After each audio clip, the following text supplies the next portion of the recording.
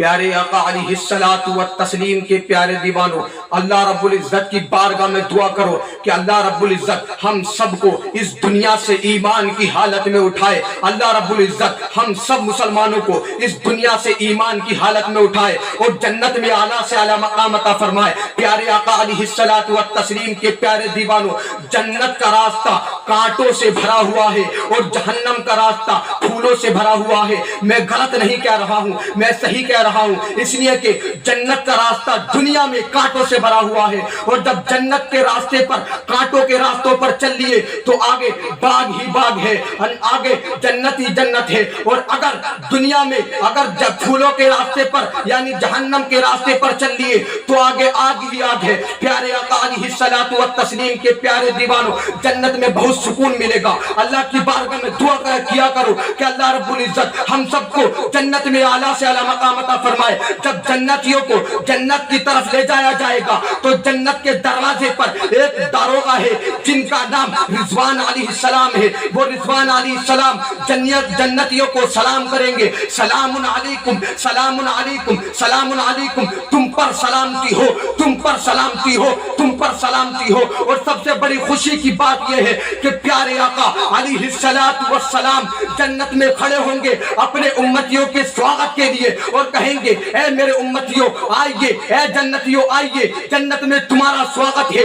اور وہ خوشی کی بات یہ ہے کہ اللہ رب العزت جب جنت میں جنتی چلے جائیں گے تو اللہ رب العزت جنتی حوروں کو حکم دے گا، جنتی حوریں جو جنتیوں کے نکاح میں باندھی جائیں گی، اللہ رب العزت جنتی حوروں کو حکم فرمائے گا اے جنتی حوروں ان میرے بندوں کو، ان جنتیوں کو میری حمد سناؤ۔ تو وہ جنتی حوریں 100 سال تک اللہ رب العزت کی حمد سناتی رہیں گی، اللہ رب العزت کی حمد سناتی رہیں گی، اللہ رب العزت کی تعریف سناتی رہیں گی۔ جب 100 سال ہو جائیں گے تو اللہ رب العزت جنتیوں سے فرمائے گا اے جنتیوں کیا تمہارا پیٹ بھر گیا، کیا تمہارا پیٹ بھر گیا؟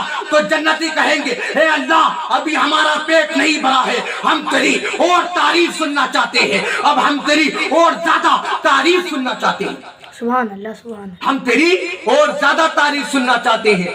تو اللہ رب العزت پھر حضرت داؤد علیہ السلام کو حکم فرمائے گا۔ وہ داؤد علیہ السلام جب وہ بولتے تھے تو چڑیاں بھی ان کی بات سننے کے لیے رک جایا کرتی تھی، ان کی زبان میں مٹھاس ہے۔